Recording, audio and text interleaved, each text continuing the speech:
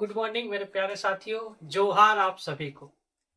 जैसा कि पिछला वीडियो में हमने बताया था कि हम सभी लोग झारखंड के शिक्षक जो पात्रता परीक्षा है जेटेट, उसको ध्यान में रखते हुए इंग्लिश ग्रामर की जो तैयारी कर रहे हैं, यानी तैयारी करेंगे हम लोग। आज उनका शुरुआत कर दिए हैं और हमारा टॉपिक है टेंस।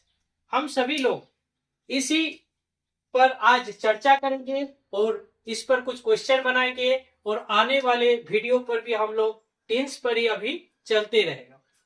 तो हम सभी लोग जानते हैं कि टेंस जो है हमारा 3 प्रकार के होते हैं।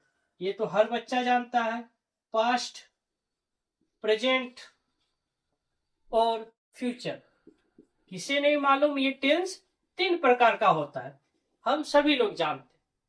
लेकिन हमें इन तीनों टेंस के अंदर जो हमारे 4 भाग होते हैं, ये भी हम लोग बाखूबी जानते हैं। इसे भी हम लोग बड़ी अच्छी तरह से जानते हैं। लेकिन सिर्फ नाम जानने से क्या होगा, हमें उसका उपयोग जानना होगा। क्या आपसे जेटेट में नाम पूछा जाएगा? नहीं, नाम आपसे नहीं पूछा जाएगा। आपका उस टेंस का प्रयोग को पूछा जाएगा, उस टेंस का क्या नियम है उसको पूछा जाएगा। आज हम लोग प्रेजेंट टेंस के जो पहला है उसके बारे में चर्चा करेंगे, जिनका नाम है सिंपल प्रेजेंट टेंस। क्या नाम है? Simple present tense. क्या आप हमें बता सकते हैं कि इसका दूसरा नाम क्या है? इसका दूसरा नाम है present indefinite. Present indefinite tense. क्या नाम है? Present indefinite tense. लेकिन आखिर इस टेंस की क्या रूल है, क्या नियम है, इसे जानना होगा। चलिए हम लोग देखते हैं इस टेंस का क्या रूल है, क्या नियम है, कैसे आखिर पहचानेंगे कि ये सिंपल प्रेजेंट टेंस ही है या पास्ट है या फ्यूचर है या कोई दूसरा कुछ चीज है। तो सबसे पहले हम लोग डाल देते हैं heading simple present tense. Simple present tense. और इसका दूसरा नाम तो आप लोग को बता चुके हैं। एक बार लिख दीजिएगा कमेंट पे कि सिंपल प्रेजेंट टेंस का दूसरा नाम क्या है। चलिए ध्यान से देखते हैं। हम सभी लोग छोटा में हमने पढ़ा था कि वाक्य के अंत में ता है, ती है, ते है, ता हूं इत्यादि रहने पर हम सभी क्या समझेंगे कि वो सिंपल प्रेजेंट टेंस में। क्या जेटेट में ये आएगा कि ता है, ती है, ते है? नहीं। क्वेश्चन को कैसे हम लोग सॉल्व करेंगे, इस पर हमें ध्यान देना होगा। तो हमारा क्या कहता है कि रूल क्या है सिंपल प्रेजेंट टेंस का, जरा गौर से इसे देखिए और ध्यान रखिए। Subject plus V1 oblique V5 plus object. अब हमें बताइए कि ये रूल जो हमने लिखा आप सभी लोग जानते हैं, समझते हैं इस रूल में कब हमारा V1 का प्रयोग होगा, कब हमारा V5 होगा, और ये SUB यानी सब्जेक्ट और OBJ यानी ऑब्जेक्ट क्या है। तो हम जानते हैं कि सब्जेक्ट जो है इसे हिंदी में कहते हैं कर्ता। क्या कहते हैं? कर्ता। कर्ता मतलब काम करने वाला। काम करने वाला। कौन? काम करने वाला। याद रखिए, सब्जेक्ट मतलब काम करने वाला। ऑब्जेक्ट, ऑब्जेक्ट किसे नहीं पता? सभी लोग जानते हैं। ऑब्जेक्ट मतलब क्या होता है? वस्तु, बचा हुआ चीज। ध्यान से देखते हैं कि अब हमारा पास बीच में एक चीज बचा हुआ है जिसमें हम लोग लिखे V1 और V5। ये है वर्ब। इसको हिंदी में कहते हैं क्रिया। क्या कहते हैं? क्रिया। यहां तक तो बात क्लियर हो गया कि सर ने तो रूल लिख दिया, subject plus V1 oblique V5 plus object. इतना तो हमने कह दिया। सब्जेक्ट मतलब कर्ता, काम करने वाला। अब जरा ढूंढते हैं कि कर्ता क्या है। आखिर कर्ता किसे कहेंगे, सब्जेक्ट किसे कहेंगे, कोई सेंटेंस में हम सब्जेक्ट को कैसे पहचानेंगे। देखते हैं। जैसे लिखते हैं राम आम खाता है, राम आम खाता है। दूसरा लिख रहे हैं एग्जाम्पल, सीता विद्यालय जाती है। दो एग्जाम्पल लेते हैं, जरा ध्यान से इसे समझिए। हम सभी लोग इन दोनों सेंटेंस में, इन दोनों वाक्य में एक चीज तो पता चला कि हमने शुरू में लिखा है ता है, ती है, ते है, ताहू, मतलब ये सिंपल प्रेजेंट टेंस का है। क्यों? देखिए तो ता है और ती है। इससे ये कंफर्म हो गया कि हमारा जो सेंटेंस है, ये जो वाक्य है, ये सिंपल प्रेजेंट टेंस का है। और आप सभी ये भी जानते हैं कि सिंपल प्रेजेंट टेंस को प्रेजेंट इंडेफिनिट टेंस भी कहा जाता है। लेकिन आखिर इन एक दो तीन, इन तीन शब्द में सब्जेक्ट कौन है? ये तीन शब्द जो है, इसमें सब्जेक्ट कौन है, इसमें वर्ब कौन है और इसमें ऑब्जेक्ट कौन है? तो आइए जानने का कोशिश करते हैं। जब हमें सब्जेक्ट पता करना होगा तो हम क्या करेंगे? सबसे पहले वर्ब ढूंढेंगे, मतलब क्रिया को ढूंढेंगे। और हम सब जानते हैं कि क्रिया ढूंढना बहुत ही आसान है। देखिए यहाँ पर खाना जो है, ये क्या है? क्रिया है। क्या है? क्रिया है। यह जाना जो है, ये क्या है? क्रिया है, मतलब कि वर्ब है। क्या हो गया? वर्ब हो गया। अब हमारा मुद्दा उठता है कि हम वर्ब के आगे क्या पूछेंगे? कौन लगा करके पूछेंगे। देखिए यहाँ पर खाता है, इस पर हम लोग करेंगे कौन खाता है, कौन खाता। जरा इसको पूछिए कौन खाता है, क्या उत्तर में आया राम खाता है? जो कौन का आंसर देगा, जो कौन का रिप्लाई देगा, जो हु का रिप्लाई देगा, वही क्या होगा? हमारा सब्जेक्ट होगा। याद रखिए ध्यान से, अगर कोई सेंटेंस ऐसा है जिसमें हम वर्ब को जान लिए और उसके आगे कौन लगा करके पूछते हैं और जो आंसर हमारा आएगा वही क्या होगा? हमारा सब्जेक्ट होगा। क्या होगा? सब्जेक्ट होगा। कौन जाती है? कौन जाती है? सीता जाती है।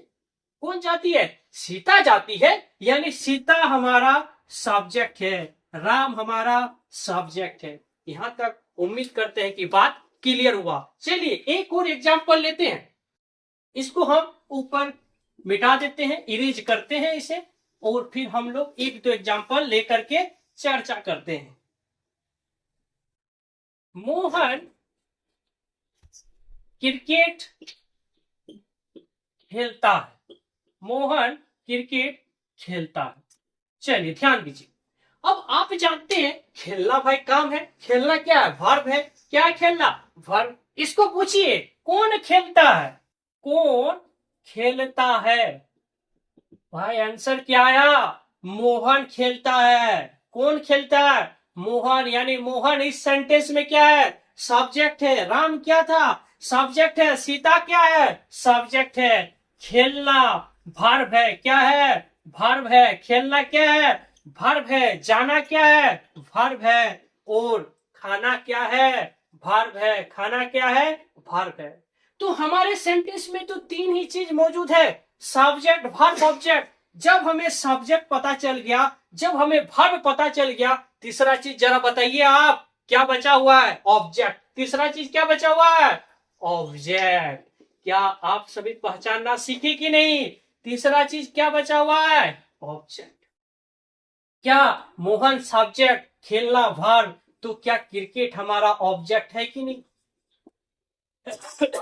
है कि नहीं ऑब्जेक्ट? यहां तक आपको कोई दिक्कत परेशानी नहीं होना चाहिए। लेकिन सर आपने तो हमें सब्जेक्ट ढूंढना सिखा दिया, वर्ब भी और ऑब्जेक्ट भी ढूंढना सिखा दिया, लेकिन आप जो लिखे हैं सर यहाँ सब्जेक्ट और उसके बाद V1 और V5 लिखे हैं, ये समझ में नहीं आ रहा। लेकिन आखिर इसे भी हम समझने का कोशिश करते हैं। देखिए ध्यान से,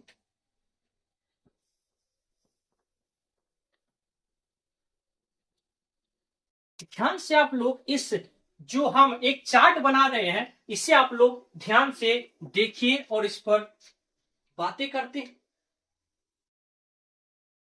सिंपल सा चार्ट है और इसे हमें याद रखने का बहुत ही जरूरी है। सबसे पहले यहां लिख देंगे हम लोग पर्सन। क्या लिखेंगे? पर्सन।